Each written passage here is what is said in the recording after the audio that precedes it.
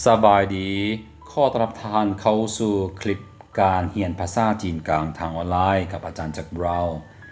มื้อนี้เรามาเรียน10ประโยคเกี่ยวกับพาสปอร์ตนำกัน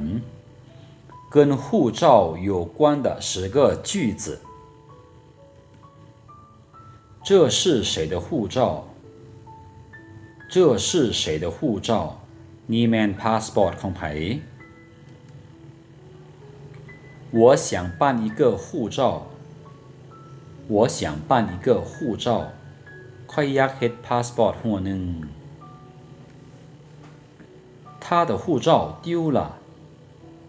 他的护照丢了พาสปอร์ตของเราเสียแล้ว我办了一个新护照我办了一个新护照ข้อยเฮ็ดพาสปอร์ตหัวใหม่แล้ว请把护照拿出来请把护照拿出来กรุณาเอาพาสปอร์ตออกมาเบิ่ง你的护照过期了你的护照过期了พาสปอร์ตของเจ้ากายกำหนดแล้ว出国前必须带护照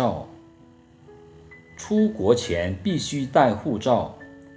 ก่อนไปต่างประเทศต้องมีพาสปอร์ตก่อน你的护照是在哪儿办的你的护照是在哪儿办的พาสปอร์ตของเจ้าเฮ็ดอยู่ไส护照没有签证就不能出国护照没有签证就不能出国พาสปอร์ตที่บ่มีวีซ่าแม่นออกประเทศบ่ได้过境时必须得检查护照过境时必须得检查护照เวลาผ่านด่านต้องได้กวดพาสปอร์ตและทั้งหมดนี้ก็คือเนื้อหาที่ข้าพเจ้าได้นำมาเสนอในมื้อนี้ท่านสามารถติดตามข้อมูลเพิ่มเติมได้ที่ Facebook Fanpage เก่งจีนฮั่นหยูปังปังตะกับข้าพเจ้าอาจารย์แจ็คบราวน์